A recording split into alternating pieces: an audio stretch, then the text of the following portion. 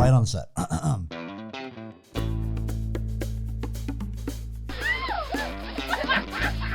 Ladies and gentlemen, welcome to the Let's Poddy podcast with your host, Benji Weatherly. It's the podcast where you learn absolutely nothing.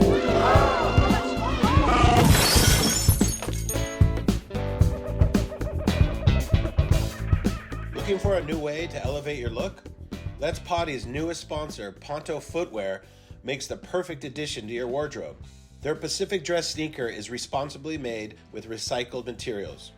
And with its water-resistant and slip-resistant design, you'll be ready for anything. Use our code PODDY15 for 15% off on your order at pontofootwear.com. Today's guest is a really old friend, and I mean that in so many different ways. A great friend. Seen basically my life from when I was, 14 or 15 is the first time I met him. We'll go over all that, but just want to introduce one of the most amazing surf photographers of all time, one of the amazing locals from Seaside that's been skateboarding his whole life, grew up in SoCal, just a good, all-around good person, and has just a hint of Huey Lewis. That's what my mom said last night on the phone. She goes, "Oh my God, Steve Sherman, Huey Lewis," and he gets it all the time. He's like the young Huey Lewis. I don't get it all the time. As I point out to your mom, older, good-looking women usually drop that one out. Yeah. So that's not a bad thing, because that was like the stud of all studs in the late 80s. I guess so. But Steve Sherman, T Sherms is his tag for his like Instagram and everything. We've always called him T Sherm. Yeah, T Sherms, and that's my T-shirt company that I dabble back and forth with, and my art company, T Sherms. Yeah. Well, I'm gonna just start the conversation with, you grew up in SoCal. And I always like to ask questions of people that I've known for a really long time, and we have to kind of talk into these mics, where I don't know of your life, and that would be your youth, like where you grew up, and like when did you start surfing? Was it skateboarding first, and how the hell did you get a camera in your hand? Well, to start off, I was born in Indiana. Oh, cool. In the Midwest, in a town called Elwood, which is north of Indianapolis, about 10 miles from James Dean's family farm.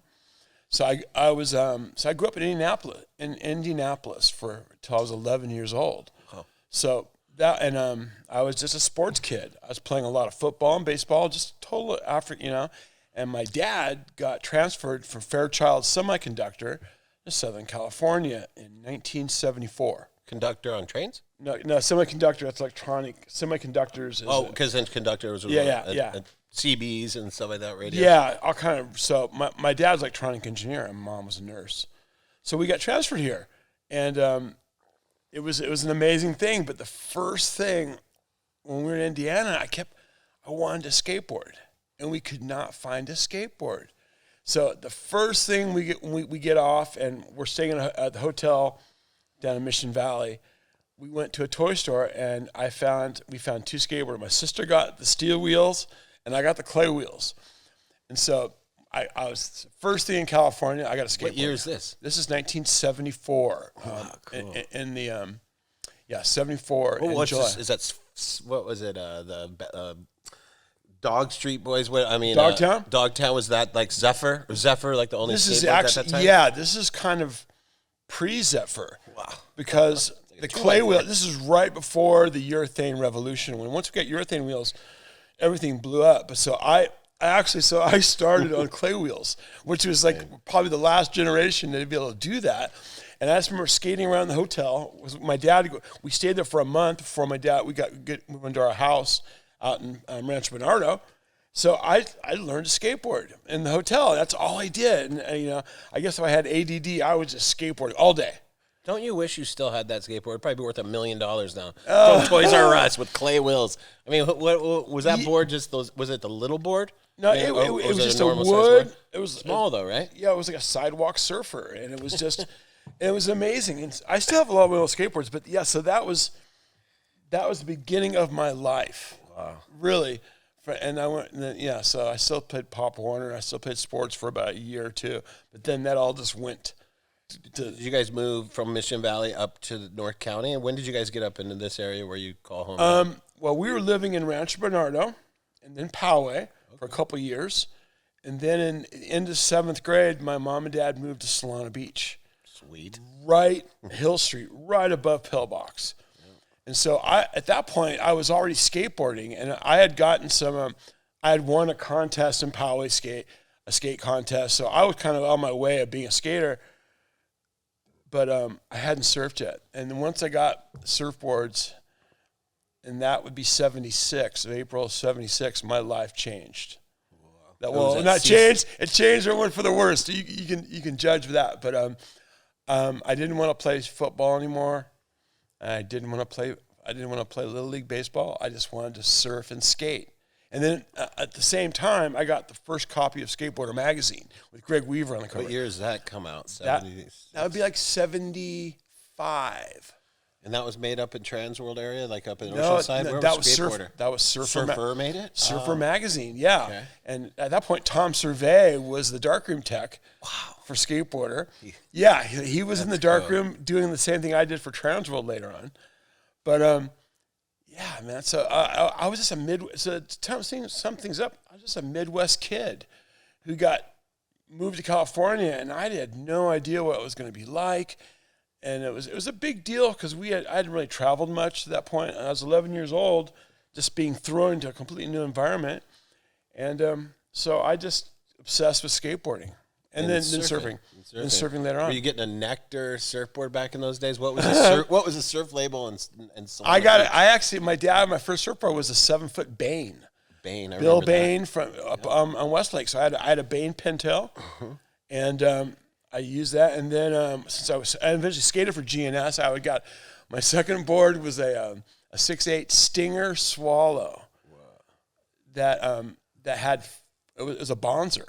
So, and that's definitely when I was able to surf the way I thought I wanted to surf, where I could go at skateboarding. When I first started surfing, I'm like, God, this doesn't turn like a skateboard. I had a really rough time. Then all of a sudden it clicked because it was on single fin, and then I did that. So. And then at the same time, in 7th grade, I took a black and white photo class at Earl Warren Junior High, which is right, down the street, right on the street. Warren, I've heard it. And so then I learned black and white from there. So that's kind of like how I kind of started my puberty. Right. Yeah, I mean, getting into the 80s, you probably got Del Mar Skate Park opens, right? Isn't that when it started to open? Yeah, Del Mar Skate Park opened, and I helped finish it. So before we go any further, because we're at that age where we can actually say, I think Del Mar was the first skate park ever, right? With the giant vert ramps. No. There was a Carlsbad Skate Park, which is literally a mile from here. And that was first? That was the first one, and there was all kind of there was definitely a lot at that point, but Del Mar was the first one that had a keyhole pool, and so I think I was 15 at the time. And so I helped sand the keyhole before it was even used. So I actually had a job before at Grant Britton from Transworld. He was the manager there, and so he was my first boss. And so then he's like sand that thing, and you get to ride it. And yeah, let's do this. And then I was on the skate patrol.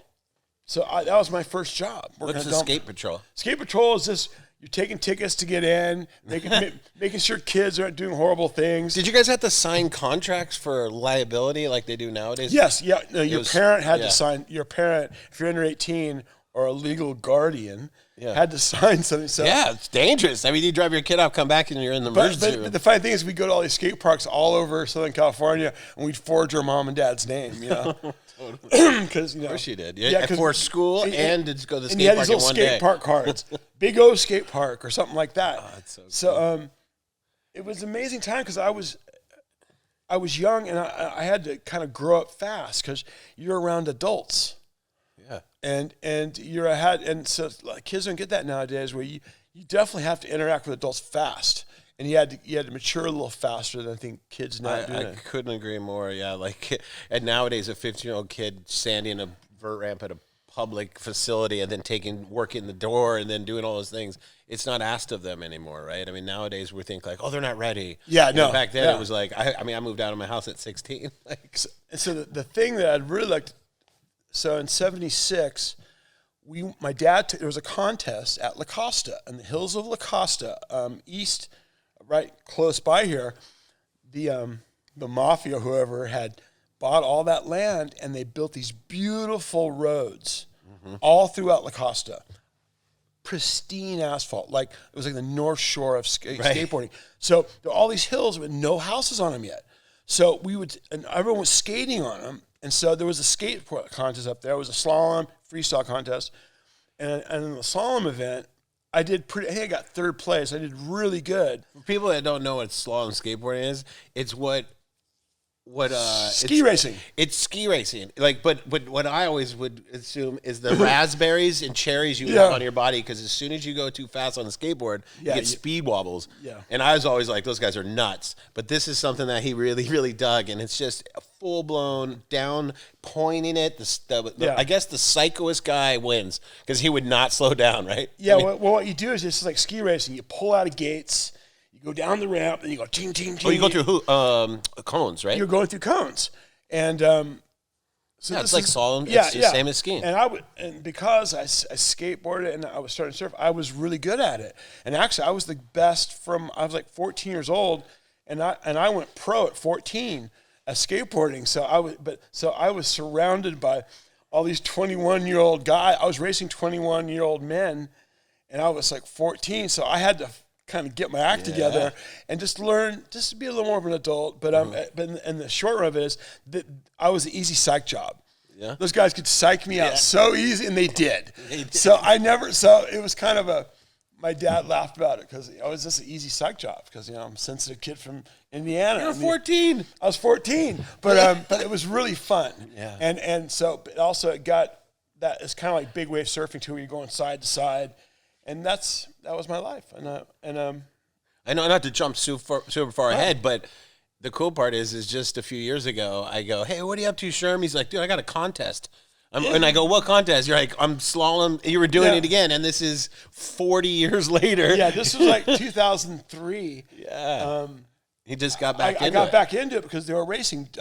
David Hackett and Steve Olson, the skater, they were doing it, and so I jumped Did back all in. that come back? All the adrenaline and scare everything and came back. intimidation? Everything came back, and it was just fun. And it was also great. You're walking up and down hills, so I got in really good shape fast. Right. And you have knee pads on that don't come off, so you jump, you just slide. So it wasn't as dangerous as it looked to me because Things are better though, right? I mean, the boards, everything is so much better, right? So I did that for a little bit again. I think I was 40 then, and my boys got to see it. Oh, that's cool. Taj got to see it, and Ethan. So, so that was the last time I did it. So then I got the job at going ahead. No. Wait, let's go back. I wanted to let everybody know before I forget. That I did do it recently, again. I know that's been almost 20 years, but I remember seeing you back in it. There was 3 rebirths of it. Actually, that was in the middle 70s, and then the late 80s, there was kind of a small rebirth of it. So I jumped back in 89 and did it a little bit. Mm-hmm. And then this one came out in 2003. So I had like 3 different runs at that. And it was fun. And but after the last run, I think I'm going to be done with that. Exactly. I think I'm done. Yeah. I walked away, and I never, I got really hurt. Yeah, but do you revisit it now with photography? Or do they even do the slalom as much anymore? No. Well, in Europe, it's very big. It's very big, especially in the Slavic area, Lithuania and England. They do this tight slalom. They have these little tiny boards, and they have like 4-foot gates, and they're straight. And it's very easy to do. Yeah. But what we were into the big gates, the giant slaloms. Yeah. And the thing that I loved about most is when the next generation we were doing it, we rode some of the fastest giant slaloms ever done. We probably doing like 30 miles an hour, but we were going gate to gate, and it was just a rush. Fun. And it was pushing. It was. I kept saying it's like the North Shore of skateboarding, where you're just pushing yourself with your equipment. So that's really, really cool.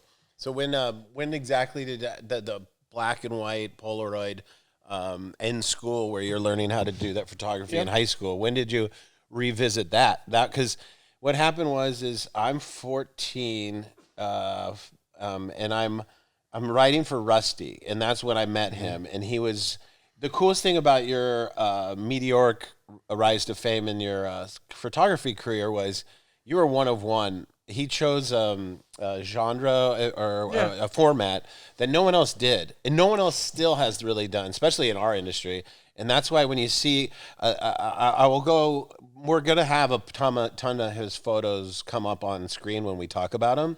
But what was the first photo you shot in that format that you're like, oh, this is definitely what I'm doing from now on? Do you remember the person or the wave or the person or the place? I mean, he was more of a portrait guy, but he did shoot some amazing action shit too. Well, so basically, I was a photojournalist, and so when I was in freshman at high school in Torrey Pines, I got on the Torrey Pines Falconer paper. So I was on the newspaper. Oh, this is so cool. this is great. This is so cool. I didn't have to take any English classes. Were there hot girls in there that got you there, or is it so? Was it really a one passion? or two? It wasn't about getting there was those kind of girls there, but The smart ones were there. Yeah. But so I worked in the paper, and and then they had their own darkroom, and I was able to basically shoot and develop all my own film, and I could wait to the last minute. I could surf and then just come in on the deadline and knock it out. Your nickname was 1 hour photo? Yeah. Literally, I'd wait to the last day and put them in. But there was a moment where in history, the Iranians militant group of kids took over the embassy, and they held some Americans for like 400 days. And one of the guys who was held was a guy from San Diego. So in my 11th grade, he was coming home. This is a national thing. So, and my journalism teacher, Andy Newcomer, said, "Hey, this guy's coming back." And he said, what do you think about shooting that? And I'm like, I'll go.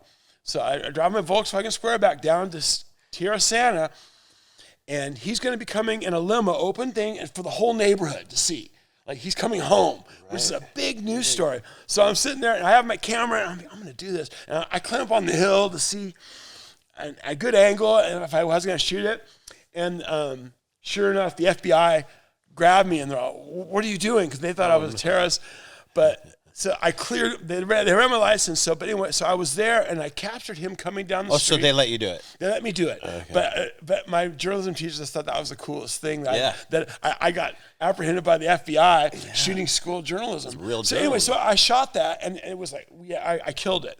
So that was photojournalism, and you got that in the newspaper in the school paper. Oh, that's right. Yeah, front page. It was great. Him waving, and he was looking at me, and that's so cool. And so that kind of got my I kind of get an adrenaline rush out of this. So, and that's where it kind of started. And that was in 17. You were 17 years old. I was 17. 17. And then when did it come to after? Did you go to college? I went to junior college for a while. Yeah, just for a small time. What happened was, so I was in junior college, and then at that point, all I really wanted to do was surf. And skateboarding had kind of fallen out. I was just surfing, and I was painting houses, and then we started a small band called Broad Tree Loco, which is like a calypso rock. First we were a calypso band, we were playing parties. Then we were a trop rock band, and we had a drummer, and then so we were playing the belly up on Friday nights. And like when I met Eddie Vedder with Doug Silva, and Doug Silva goes, "Hey, Sherman was in a band called Broad Tree Loco," and Eddie Vedder goes, "You were not in Broad Tree Loco, were you?" He knew it. He knew. And he's like, "You guys used to play the belly up on once every Friday nights and stuff. I never saw you guys." Oh, no way. That didn't suck. That didn't suck, and it was so cool. And then me and Eddie, that was like the sealant deal with him. So now we've been friends ever since. But so I was just doing that, playing, Yeah, I do remember before we go into your music background, which is so cool. You got invited up to play bongos or something at one of the events I was at, didn't you? And Eddie, didn't you come? No, it was Lucas Nelson probably. Oh, it was Lucas. I'm thinking of another legend. Another guy. That was Lucas. Yeah, I remember going, "Is that Steve Sherman?" And you were in the back playing drums, and I'm like, "What is he doing up there?" Because usually when you see Steve Sherman on a stage, he's shooting a photo that you're gonna remember for the rest of your life. Well, but that was cool to see. The thing was, I'm a percussionist, so back then we took lessons in San Diego from Latin percussionists, guys who play Latin style. conga, bongo, and then playing all these hand percussion instruments. So we learned how to play them right. You see like hippie guys, they're just playing, you know, and they're hippie jams. We learned the rhythms, how to play salsa. That's so cool. Or as other things. And so I had that. So from this point on, I mean, I can sit with any band and play a rhythm it's salsa, and they just give me go, oh, cool. That's so that's cool. what happened with Lucas and all these people. Is that how you got married? You got your wife? You're like, hold on, like the flute in freaking Ron Burgundy? Okay, well, you want here's the funny This is how you got it? Well, check this out. So my wife, Pamela, on her 16th birthday, this is way before I know, we played her Sweet 16 party, Brachi Loco, and we have photos of me playing at her 16th birthday, which I remember. Oh, that's so And cool. then, like, you know, 8 years later. You guys have been together forever. We hooked up later on, like 8 years later. Does she make you play bongos every once in a while just to get her in the mood? Yeah. That is such a cool story, though. Bongos are a really good foreplay. Yeah, it really is. Every single girl I've ever heard dropping her drawers has been over bongos. Oh man, that's so cool. And so, like, when you started doing the photography that we're gonna show you eventually here in a minute, was it in surfing or was it skateboarding? It was at that point I was skateboarding. Like, where was your very first one printed? I mean, excuse me. Yeah, in like a magazine and stuff. What was your very first one printed? Oh man. You're in the newspaper as a kid. I was in the newspaper, and then I started working for Transworld Skateboarding. Okay, so skateboarding. And 88, I needed a job, and I was painting houses, and Grant Britton, who I'd worked for the skate ranch, he was now running Transworld Skateboarding. So he needed a darkroom technician, basically developing the film. So I got that job, and I was already good enough to where I worked myself out of the darkroom pretty quickly, and I was shooting for them. Rad. So that's where that kind of went for there. And then in a year I had covers. I had 3 or 4 covers of Transworld Skateboarding, and then you were shooting at that time of color. Actually, color, black and white, everything. But just shooting, not your style yet. Yeah, well, the photojournalism, I was doing that because in skateboarding, that was the norm. Right. Shooting photojournalism and doing things that are dark and stark, portraits, was common. Mm-hmm. So I was just coming. Because skateboarding is more of an urban, yes. lifestyle. Yeah. And surfing is the action. Yeah. Water. And I kind of made my own way at that. So then I did that for about 4 years. I shot a lot of skate film. I worked for Paul Peralta. I worked for Stacy Peralta and Craig Stesick doing film work and shooting cinematography. And then I just remember at one point I was sitting here shooting video. Video is such a big thing with skateboarding. You film me, and these guys tried the same trick 60 times. Yeah, totally. And I'm going back and forth, and I'm laying in this gutter, and I go, I am overlying in fucking gutters. Right. I go, and surfing, I want to do surfing, but I remember I told Kevin Kinnear, and a friend of mine, a long time ago, I go, I want to work for surf magazines, but I want to shoot the portraits. I want to do lifestyle stuff. I want to show things that you don't get to see. And it's funny that Art Brewer, who passed away recently, there was he in Surfer magazine, he had a photo of Nicky Wood. It was Nicky Wood and he was in France in Nicky Wood's place. It was just a portrait of Nicky sitting in his living room. And I just went, that's so intimate. We never get to see that. And that's what sparked me to going, I want to do that. And tell you the truth, surf action, I could really give a shit about shooting surf action. Surf action doesn't really, I get a kick out of it. I love doing it if it's guys like Kelly or guys who are really good. I love doing that with them. But to me, it's about portraits, and I like shooting lineups and stuff, but it's about the portraits and the intimacy of photojournalism. Yeah. And now this word called lifestyle. I didn't even know it said that my work's lifestyle. So they came up with that name, and I don't think it came from me, but that's how you can define my work now. It's lifestyle. The photography that surrounds the act of skateboarding or surfing or rock and roll. Yeah. Same thing with rock and roll. There's things that are happening around rock and roll besides just the action shot of them playing. Yeah, I mean, yours has had emotion. It was very emotional. All your photos, like you had Lisa Anderson when she had her champagne in bed, and you had moments that actually gave you a little bit of a feeling of like something was going on. And I don't mean that in a weird way. I mean it like the photo you got of me paddling out to Pipeline. The reason why that's still always going to be my favorite photo is because you had basically, it was like you were behind me about to paddle out too. Yes. And it was like, are you sure you want to do this? Because you could see how big Second Reef was breaking. Oh, and it was big, yeah. And it was cool because I was thinking that. Luckily, I was at a place in my life where it wasn't scary. It was more like, holy shit, look how perfect it is. But now I look at it and go, fuck, what the hell? Don't go out. You're going to die. And I love that about that photo, and I love that about a lot of your photos. A lot of cool ones of Kelly, and that's one of the people that you got some of the greatest pictures ever. The one of you, Eddie, and him, and just all those photos. Those are the things that I remember the most in the surf magazines. I can tell you right now, I've seen 1 billion stand-up barrels and beautiful, clean air shots. But yeah, those are the ones that emotionally I kind of stick. It's intimacy. Intimacy, yeah. And the color, the way you did the black and white. And you always had kind of like you would have to explain it, but like a fish eye angle or something. I used my skate lens, which was a 16. I was kind of using that. And when the thing is, or also I had a 20 millimeter lens. The thing is, if you shoot with a wide angle lens, you have to get in close. Right. If you shoot with a wide angle lens, you can't be afraid. Mm-hmm. And I'm definitely not afraid. And the thing about what I do is social skills. Like, I'm very confident and at ease with people shooting their photo.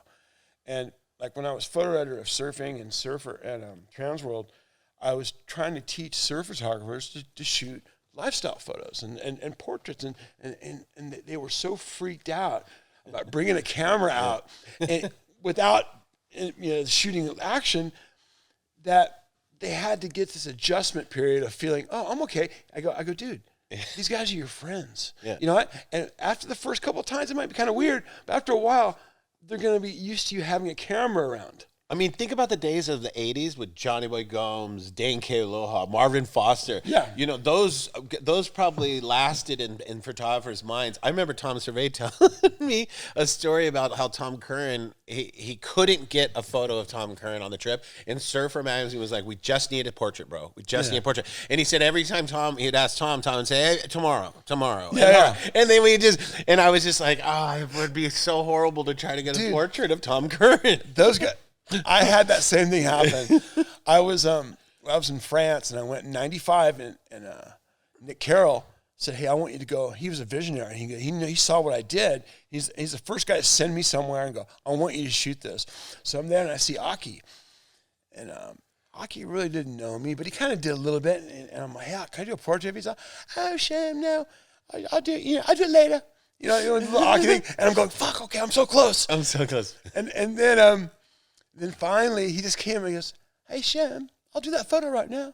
And I went, no way, really? So I grab him and I put him on this wall, and it's this square photo of him. It's a square because it's a medium format, and he just looks a little bewildered, but it's a beautiful portrait. I think I remember seeing that. And I was just so stoked that I got it. But the same thing, like those guys, a pro surfer will do anything to get not to do something like that. Totally. But after a while, like with Andy or Kelly or the new generation's easy. Any of those guys, once they figured out that I wasn't a creep, and I wasn't going to take a lot of time. Right. That's the thing. And also, it was pleasant. Like when I shoot those guys, I make conversation and I just talk.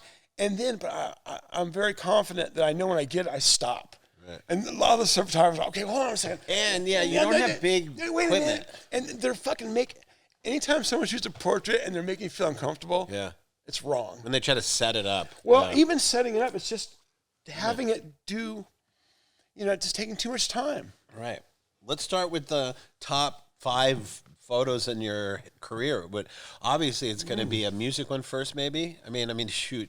I've seen some Eddie. Well, I'm going to tell you, one of the top ones is your photo, and I want to tell you why that photo, because I was there on the North Shore with Tyler Calloway for Rusty, and we were shooting a Rusty stuff. And I had just gotten in with Rusty to shoot ads with David Carson. David Carson is a famous graphic designer, and he was a teacher at Torrey Pines. And then at the age of like 30, he decided he wanted to be a graphic artist. So he started doing really radical type and ads, and he came on and then he was the editor, he was the art director at Surfer.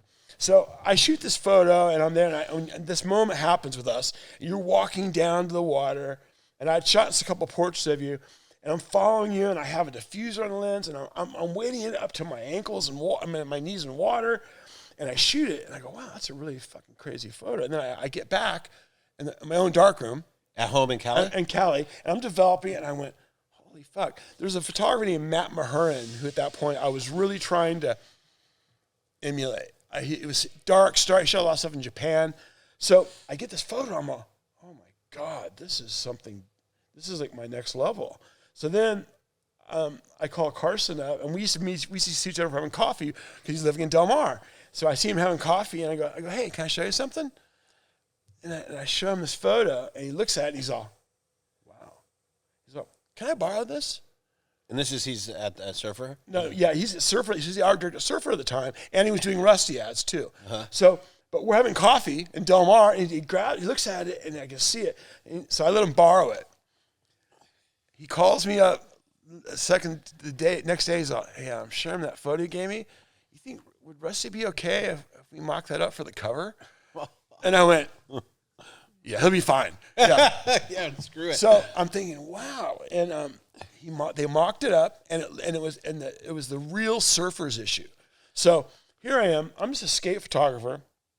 No, I have nothing to do with the surf industry photography. No, wait, I thought you were already working for Surfer for a while. No. Oh man, I'm 15 at this point. I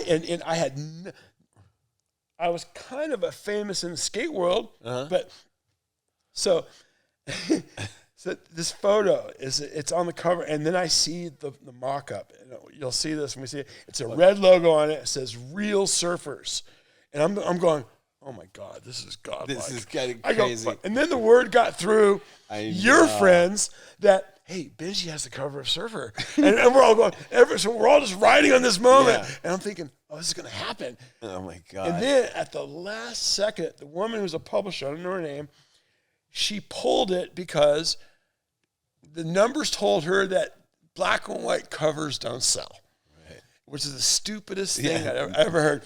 So it got pulled. So what they ended up doing is so it was a consolation prize. Mm-hmm. I got 2 or 3 spreads, and that Real Surfer issue with my portraits, and yours was the first one. Mm-hmm. So, but that photograph really changed everyone. Steve Sherman Surfing Magazine. Right. I mean, surf stuff. So that was one of them. There's one of Kelly at Mendoza, Spain. Right before he went, he won his 8th world title. It's the day before, and he's walking through the audience, and he tips his hat to me. I remember that. And Kelly told me. He's in the middle of the crowd, and he's like looking just at you. And I'm following him out, because a lot of times in Europe during this. Dude, Kelly in Europe, you guys was straight up Mick Jagger. I had 2 roles. I was photographer, and I was bodyguard. Kelly would go, hey, Sherman, goes, I need to go to my car. Will you go with me?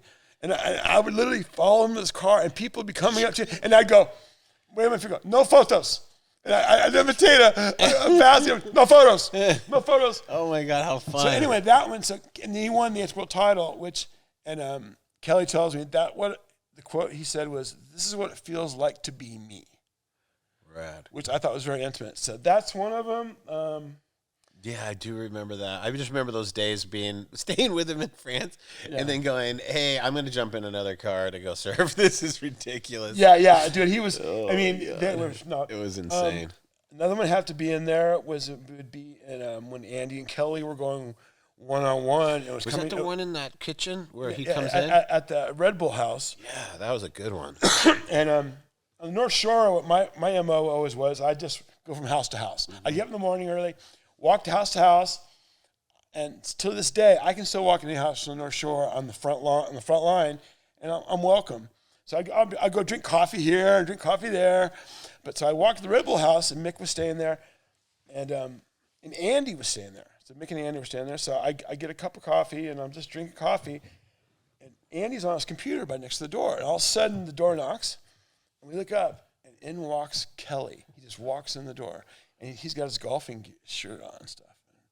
And he goes, is Damien here? And Andy goes, Damien doesn't live here. Bewildered. And the whole place is dead silent.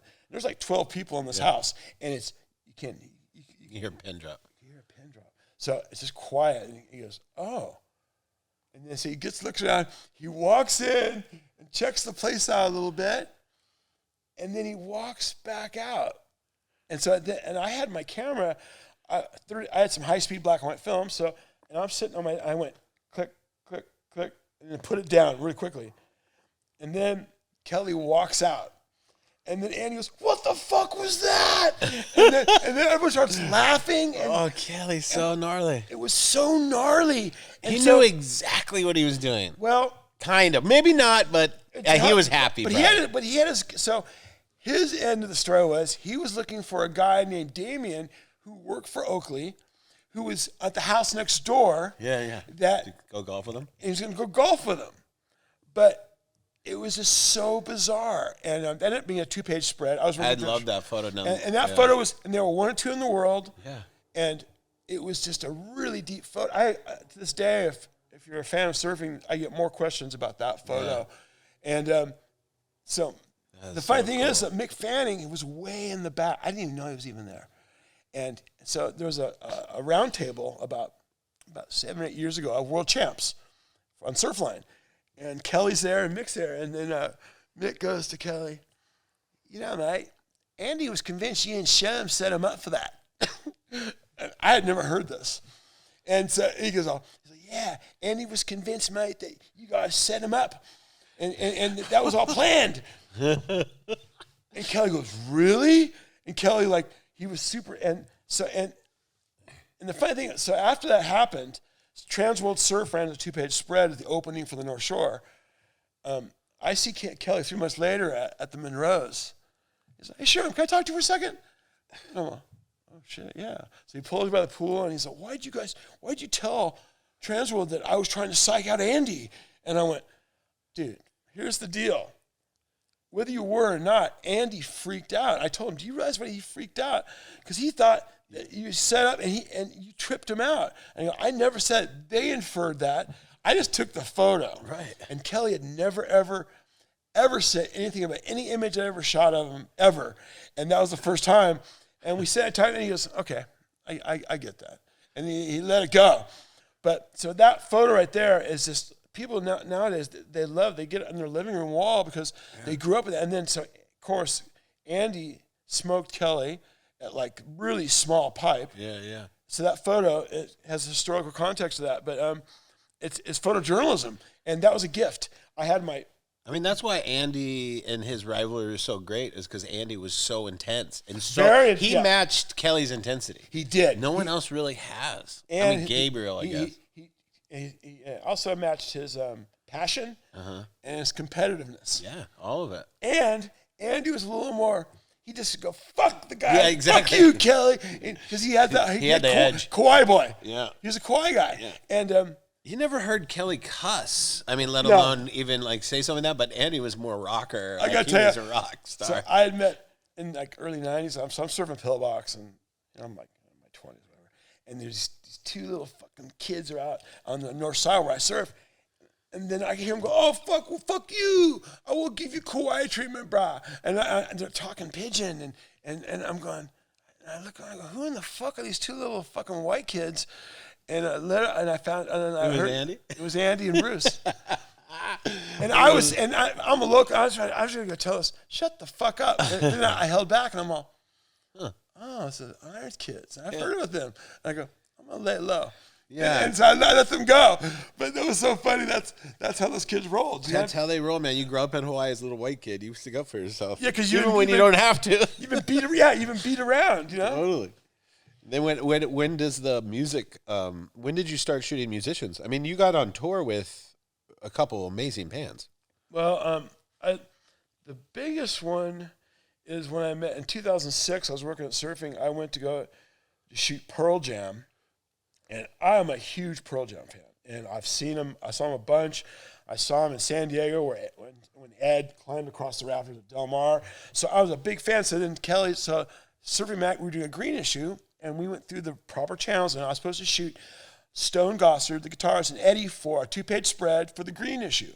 So I'm going to meet him. So I go to San Diego State. I'm thinking I'm going to be taken backstage to meet Ed afterwards, and I'm going to see him the next day.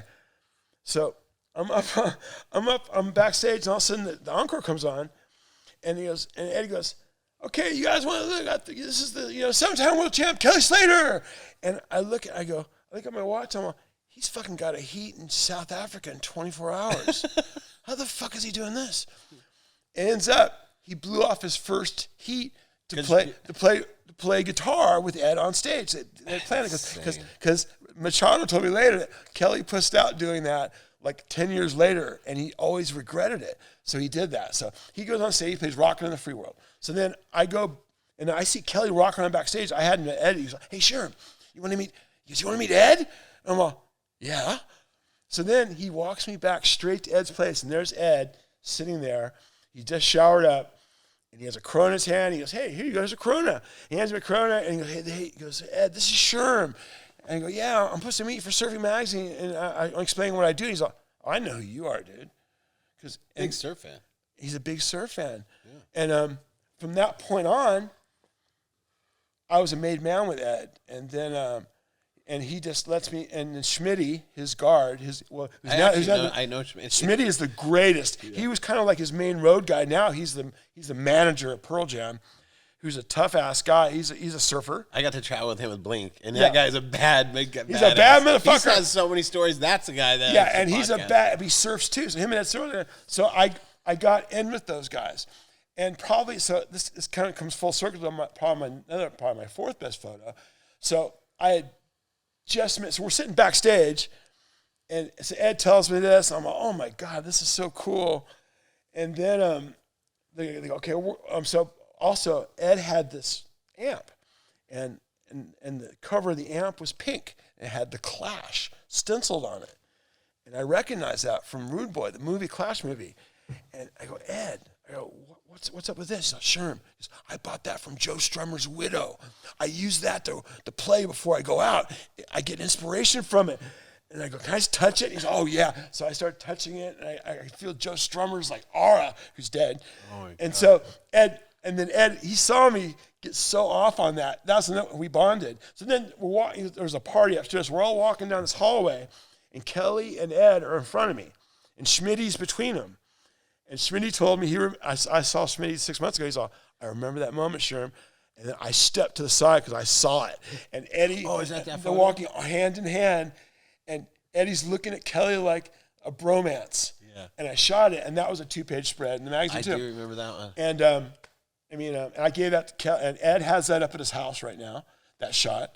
And so I was in with Ed. So then I've shot Pearl Jam a lot like that, and then later on, so then I've always been, music is my muse. I still play music. My band, Those Beautiful Beasts, and so rock and roll is my thing. But I got to meet Lucas Nelson, who is the son of Willie, who's having his 90th birthday, by the way, next week.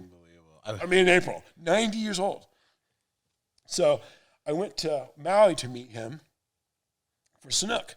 And I was going to do a shoot. So we both were Sanuk ambassadors at that point. I got pulled on with JK. I was a Sanuk guy. And I'm hanging out with Lucas. And I shot photos of him all day. And obviously we're smoking weed all day. And I think he felt at home with me because I could smoke weed with him all day, And so that worked for us. And then later on, eventually, I went on the road with him and his dad for a week, and I was able to shoot lifestyle photos of Willie and everyone like that. I met his mom. His mom was super sweet. The whole Nelson family, they treated me like family, and they're like the most polite Texas people you could live in Maui. That live in Maui. Isn't it cool? Yeah. So that kind of opened up that venue with that. So from this point on, then. I shoot for Eddie at the Ohana Festival in Doheny. I work for the Ohana Festival, and I do every year. I shoot for them, and I'm able to shoot photos and intimate stuff. Meet everyone, go backstage and hang out. I did it 2 years ago. My son Ethan, he was my assistant, and Pearl Jam played. Oh, wow. It was so rad, and so all other photographers, you shoot the first 3 songs, they clear you out. Well, I have a special pass, so I'm allowed to stay the whole time. So me and Ethan are watching Pearl Jam like 3 times in a row, beyond front row, and we're watching it. And so did you forget to take pictures at some time? No. But the thing is, I shoot and then I stop and I rock. And Glenn Hansard, who's Eddie's one of the solo guys. He said that him and Ed had a conversation one after. Glenn's like, fuck, Sherman's so cool because he shoots great photos or anything, but man, he feels it and he's into it. He feels the music. And he told me and Ethan this, and he goes, man, and Eddie totally agreed that I give something back. That's what he said. And there's no photographers giving anything back because I fully love it. How cool is that? But so anyway, so then last year, Ethan, my son's up in college, and I'm backstage, and I'm back in Eddie's little room, we're hanging out, we're talking, and Eddie goes, oh, here's a lighter. He always gives lighters to feel. And then he knew Ethan was, we talked about being, having our kids off in college, and he goes, hold on. And he goes, give this one to Ethan because I know he couldn't be here. That's the kind of guy Eddie is. Yeah. And so I'm very, my friends, they make fun of me because I know Eddie and know Ed, and I consider him a friend, but it's just he's a beautiful person. I met him through Kelly, and he's just a SoCal kid. Went to San Diego. Well, actually, he was born in the Midwest. When did he move to Cali too? Because the San Diego, I already went there. Same like me. He moved from Chicago so we have this in common. Wow, I'm from Indianapolis. He was from Chicago. We came out here, and then he went to he was at San Diego. I don't think he didn't graduate, but he was at San Diego at the same time I was at Torrey Pines. Wow. So you guys are almost the same age. Almost the same age. We're like a year apart. So we had that connection. So as I said, that's one of the true things, and he has my back, and he's such a beautiful person. And amazing. Schmidt told me this one day. He's like, sure, Ed wants to see you. With Ed, you don't get to see Eddie because it's like a fucking thing. He's like, Ed wants to see you on Saturday. He goes, I got to tell you something. Ed really loves you, Sherman, so he wants to see you. And I just went, my son. It was your wedding on Saturday, or we're canceling that. We're canceling that. Wedding? I got an appointment with Ed to hang out and get free lighter. And, that's so cool. So that's my rock and roll thing, and I still do it now. That's my muse. I work for the Belly Up. I just did a show. Oh yeah, do you go down to the Belly Up for most shows and shoot them up? Yeah, I work with Chris Goldsmith. He's the buyer there, and I just did a show that's up called I Love Rock and Roll, and we put up at Fowler's with Caddis, my eyewear ambassador too, and we did my top 20 rock and roll images, and so that's up at it's up there right now in Cardiff. So it's all my rock and roll stuff, which I'd never shown. People know me from my Andy Irons, Kelly Slater, on a big level, being famous. I went into the Fowler place and saw some of those photos, and I couldn't even believe some of the ones that are. Yeah, I'm really proud of that. So anyway, that kind of summed up my rock and roll. It's my muse, and I'm a fan. And what's the future hold for photography? And do you want to try something different? You're going to start collecting stamps, bird watching? What's happening? I don't know. I'm going to start. I just want to keep making a living off doing this. It's been a really. Oh yeah, tell them about how they can get your stuff. What's the website? Are you still selling prints? I want to talk about this for real quick. Yeah, please. So, the surf industry is basically kind of the magazine world ceased to exist. So that was my area. I did stuff for magazines all over the world. For some reason, magazines don't exist. Surfer fell off. Surfing fell off. Transworld fell off. They all fell off. And I was a photo editor of surfing. I was a photo editor of Transworld Surf. Then it just disappeared.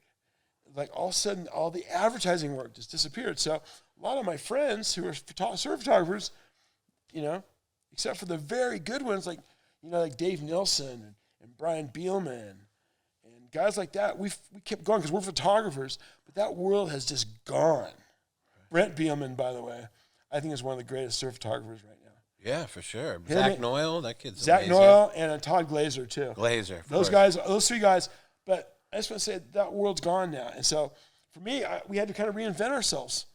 And then the COVID hit, which is just like the last nail in the coffin on the surf bandwagon or the money train of advertising and magazines. Because without that, I used to make a good living off just shooting ads for surf magazines. So that's gone. So now I'm selling a lot of my historical photos, and I do it off my Instagram at T-Sherms. Straight off that, you go to that, and I do a live and I talk about stuff, and and I shoot. I love shooting family portraits. I do that. I'm at T-Shirts Portrait Co. And I'm shooting weddings.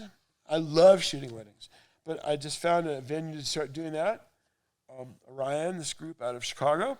So I'm going to start doing weddings on the weekends because I just want to keep making a living doing that. You know, my wife and me, she owns Tea's Cafe in Solana Beach with her family's owned it since 78.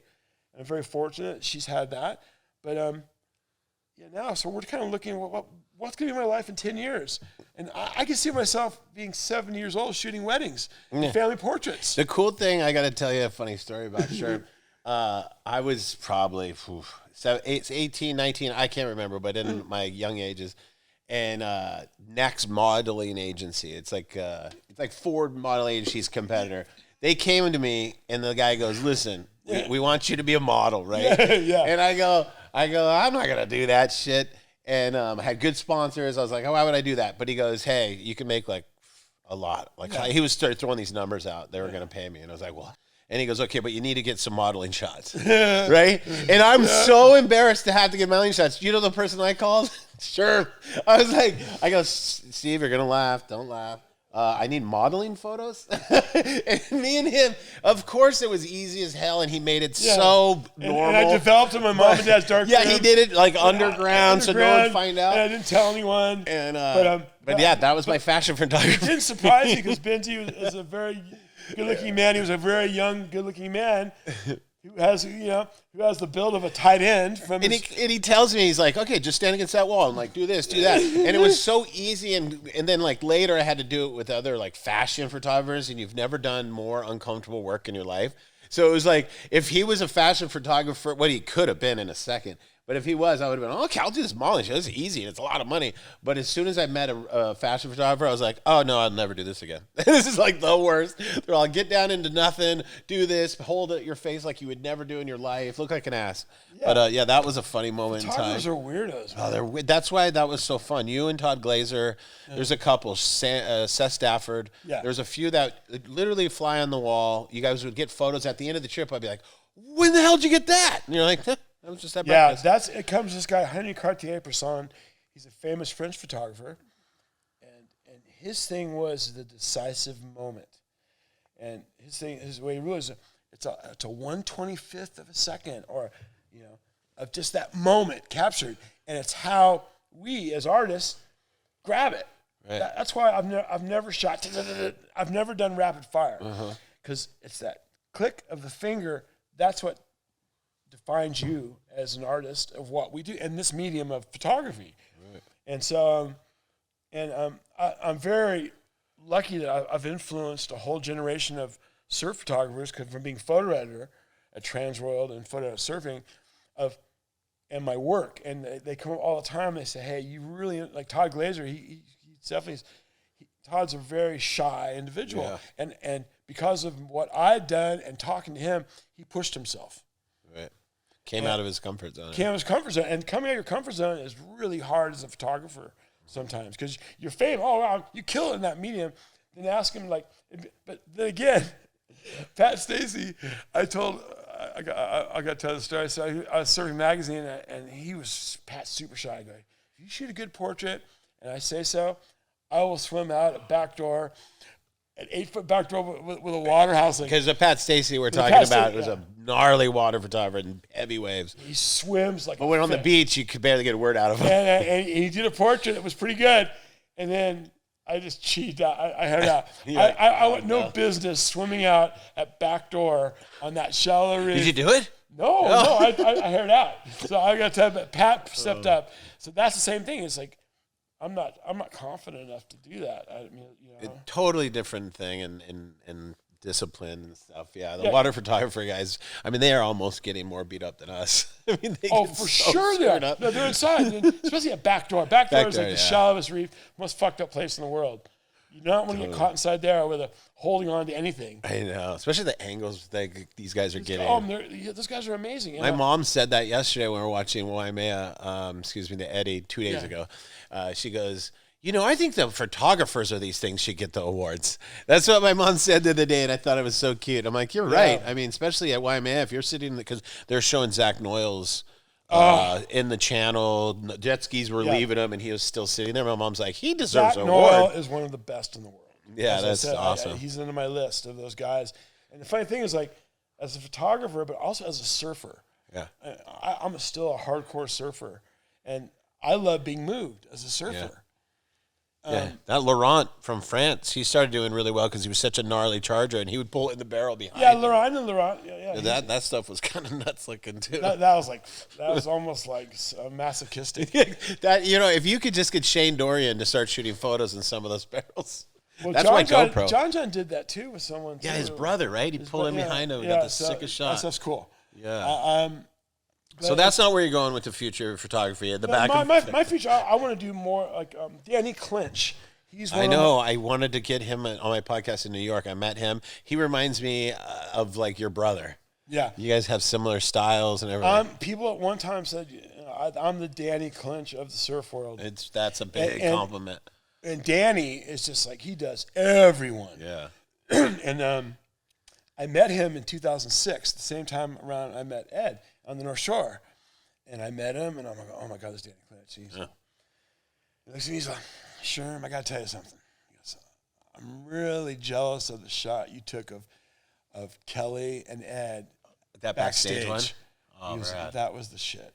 And I just went, ah! Oh my God. That was probably much the best.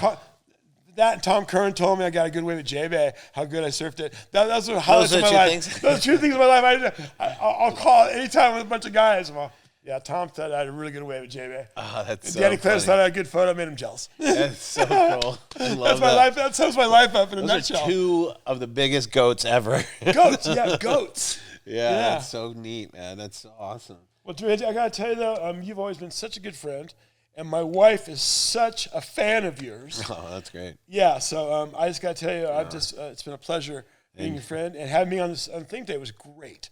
It was like two friends having a conversation. And the cool thing is throughout all this conversations that we have, that Eddie photo with Kelly and him backstage, you're going to see that while we're talking. Unbelievable. You're going to be able to like screenshot these and want to put them in a frame on your wall. That's why his photography is so great, and that's why it's important to go to his Instagram. I don't know about that, but besides that, I'm not on the butter right now. I'm being honest. No, you're not going to put up a poster of old photo of me doing an air, but you will definitely put up the picture of he got of me at Pipeline, because it doesn't matter who the human being is. It's just this moment that it's emotional. Like it's you're going to see a second reef giant pipeline wave with this skinny little 15-year-old kid, and you're like that all around just looks like a really nightmare moment, but it looks like a dream at the same time. That photo changed my life because it was the next level of. It's cool to hear that. I didn't know. I thought you were already 10 years into making photos. I was and a skate surfing. photographer. That's so cool. And even to do the stuff for Rusty was kind of a Rusty and Carson picked me because I was edgy. Yeah.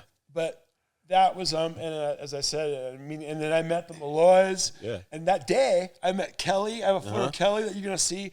The first photo I ever took of Kelly, and I remember it was Keith Malloy came up to me and said, Sherman, we tripped out about you. We've never seen a surfer dressed like you.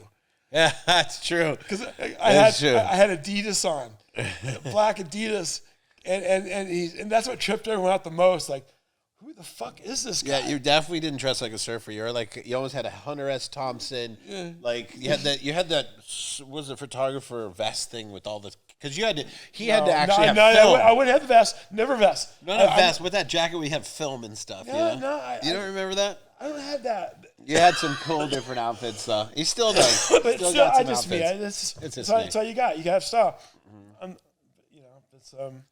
But yeah, I'm looking forward to the rest of the Sherman story being told right in front of my eyes. I just moved back to North County, so I'm starting a restaurant, and I'm going to fill a ton of Sherman photos on the walls because it's going to be kind of it's going to be a nod and a nostalgia from the 90s and 2000s surf culture. This is a great place he's got there on Santa Fe and Encinitas. We're going to have that. It's going to be so cool. That's going to be next 10 years. That's what's going to be happening in Encinitas. It's going to have our hub for art shows, everything. Yeah. You're going to have all kinds of stuff. If anyone wants any of these photos or any of my art, go to @tsherms. Sometimes people just call me up and I bring them over. I meet in my mom and dad's garage. Yeah, and they come in. I've had people come look through photos there. That's my archive So I open up. I'm an open. He's an open book. If you go to Seaside, he will drop in. Just kidding. But sure, my Seaside really Warlords. Exactly. But I appreciate you. Oh, dude, your parking lot almost got taken out at Seaside the other day. Oh man! I tried to get in and they had it blocked off. Seaside. Is this the 100-year storm or 50-year storm? I keep hearing all these funny things. We've been having some big waves. We have some big waves, Diego. and that parking lot, it gets washed through easy because it's right at sea level. But yeah, it definitely this is like an El Nino. I haven't seen this stuff since 98 was a big one. Yeah, like 98. But we have big ones. But yeah, it's cool. But you're right, Seaside, but it's getting cleaned up, and We'll be back. We'll be back. We shall be back. I shall return. We shall return. All right, Sherman, this is going to be our kind of ritual now. Our first official sponsor is Ponto Shoes. It's a dress sneaker, and I'm actually wearing a pair. And you're just stylish enough to where they'll really fit in perfectly in your world. And yeah, I think you'll love them. They're 100% recyclable and Yeah, I saw these. sustainable. And they're from a local brand from Carlsbad. Yeah, I'll check these things out. They're pretty dope. Yeah, you can dress these up or dress them down. Yeah, exactly. I love. Yeah, so have fun with those. I love that. I'll have fun with these. Thank you very much. No Thank you swallowing, very much. skateboarding in them. Yeah, no. Probably don't surf in them. A lot of dancing is what you're going to be doing. But yeah, I appreciate you being on. And you know what? The truth is like I have some of my favorite memories from you that will always be with me. So I love you. I appreciate you too, Benji. Yeah. I love you. Okay. So have fun on the rest of your voyage today.